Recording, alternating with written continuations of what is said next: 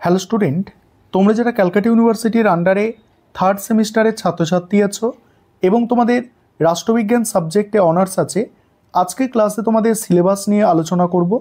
তোমাদের থার্ড সেমিস্টারে রাষ্ট্রবিজ্ঞান অনার্সে 3টি পেপার পড়তে হবে।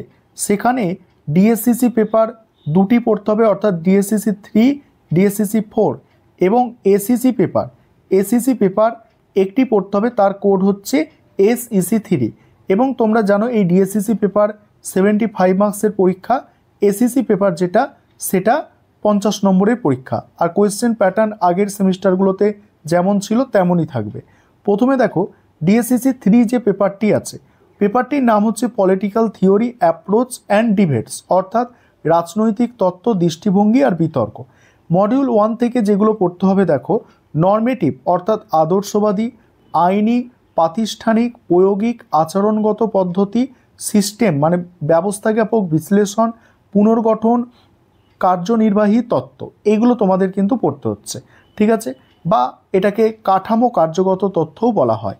পরের দেখো দ্বিতীয় যেটা উদারনীতিবাদ, তারপরে সামাজিক কল্যাণবাদ এবং নয়া উদারনীতিবাদ বা নব উদারনীতিবাদ। 3 নম্বর টপিক এখানে দেখো, 3 নম্বর হচ্ছে উপনিবেশ পরবর্তী চিন্তাধারা, আর এখানে পড়তে হচ্ছে নারীবাদী দৃষ্টিভঙ্গি। এবার 2 নম্বর মডিউল 2 দেখো, মডিউল 2 প্রথম যে টপিকটা আছে মার্ক্সবাদের ওপর পড়তে হবে। মার্ক্সিয়ান অ্যাপ্রোচ অর্থাৎ মার্ক্সবাদী দৃষ্টিভঙ্গি, সেখানে দ্বন্দ্বমূলক বস্তুবাদ, ঐতিহাসিক বস্তুবাদ, তারপরে হচ্ছে কিছু মূল ধারণা অর্থাৎ কি আইডিয়া, সেখানে রাষ্ট্রের আপেক্ষিক স্বায়ত্তশাসন, শ্রেণী সংগ্রাম, উদ্বৃত্ত মূল্য, বিচ্ছিন্নতা, এগুলো পড়তে হচ্ছে।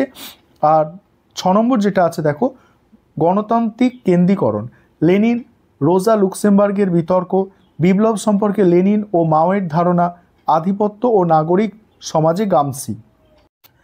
এবারে তোমরা ডিএসসিসি 4 পেপারটি দেখো। তার আগে একটা বিষয় বলবো, তোমাদের কিন্তু থার্ড সেমিস্টারে রাষ্ট্রবিজ্ঞান অনার্সের অ্যাডমিশন শুরু হয়ে গিয়েছে এবং আমাদের অলরেডি ক্লাস শুরু হয়ে গিয়েছে। তোমরা যারা অ্যাডমিশন নিতে ইচ্ছুক, স্ক্রিনে দেওয়া নম্বরে যোগাযোগ করে তোমরা অ্যাডমিশন নিয়ে নিতে পারো। দেখো এখানে বলা হচ্ছে এই যে পেপারটি আছে ডিএসসিসি 4 পেপারটির নাম হচ্ছে পলিটিক্স ইন ইন্ডিয়া 1 স্ট্রাকচার, ঠিক আছে? অর্থাৎ ভারতের রাজনীতি কাঠামো। মডিউল 1 থেকে পড়তে হচ্ছে ভারতের রাজনীতির প্রকৃতি ও প্রবণতা, তারপরে দ্বিতীয় হচ্ছে দলীয় ব্যবস্থা অর্থাৎ দল ব্যবস্থা, সেখানে বৈশিষ্ট্য, প্রবণতা, ভারতে প্রধান রাজনৈতিক দলসমূহ, মতাদর্শ, কর্মসূচি, তারপরে রাজ্যকেন্দ্রিক দলগুলির উত্থান, সংক্ষিপ্ত পর্যালোচনা, পশ্চিমবঙ্গের প্রধান রাজনৈতিক দলসমূহ, মতাদর্শ, কর্মসূচি। তারপর হচ্ছে স্বার্থগোষ্ঠী ও ব্যবসায়ী গোষ্ঠী। স্বার্থগোষ্ঠীর মধ্যে ব্যবসায়ী গোষ্ঠী, শ্রমিক ও কৃষক গোষ্ঠীর ভূমিকা। এখানে 3টে টপিক গেল।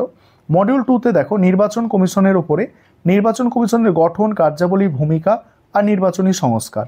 তারপরে ফেডারাল ইনস্টিটিউশন অর্থাৎ ফেডারাল প্রতিষ্ঠান, গণতান্ত্রিক প্রতিষ্ঠান, সেখানে আন্তঃসরকারি ফোরাম, আন্তঃরাজ্য পরিষদ, আঞ্চলিক পরিষদের গঠন, কার্যাবলী, ভূমিকা, অর্থ কমিশন, এইগুলো। তারপরে সিভিল সার্ভিস এর বিকাশ, ভূমিকা, সাধারণতন্ত্র বনাম বিশেষজ্ঞ বিতর্ক, নিরপেক্ষতার প্রশ্ন, এগুলো পড়তে হচ্ছে। তারপরে তোমাদের এসিসি 3 যে পেপারটি আছে সেটা হচ্ছে আইন প্রণয়ন প্রক্রিয়া ও প্রক্রিয়ার বিধি। সেখানে কি হচ্ছে দেখো, এটা হচ্ছে ইংরাজিতে বললে হয় লেজিসলেটিভ প্র্যাকটিস অ্যান্ড প্রসিডিওর।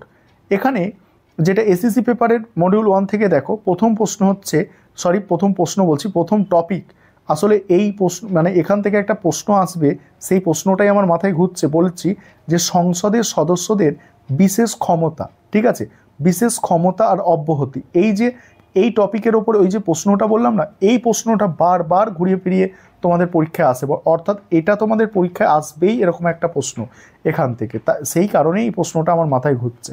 তারপর দেখো এখানে কি বললাম, সংসদ সদস্যদের ক্ষমতা, কার্যাবলী আর বিশেষ অধিকার, রাজ্য বিধানসভার সদস্যদের ক্ষমতা, কার্যাবলী, গ্রামীণ ও নগরের স্বায়ত্তশাসিত সংস্থার কর্মী, কার্যাবলী, দায়িত্ব। আর মডিউল 2 থেকে হচ্ছে দেখো বিলকে আইনে পরিণত করার প্রক্রিয়া, সংসদীয় স্থায়ী কমিটির ভূমিকা, আইন প্রণয়ন, পরামর্শদাতা, নিয়ম ও বিধি প্রণয়ন। তারপরে আছে দেখো কমিটি সমূহের প্রকার, উদ্দেশ্য ও কার্যাবলী। নেক্সট আছে দেখো সরকারি আর্থিক বিষয়ক নীতি, কর্মসূচি ও আইন পর্যালোচনার কমিটি সমূহের ভূমিকা। এই হচ্ছে তোমাদের টোটাল সিলেবাস।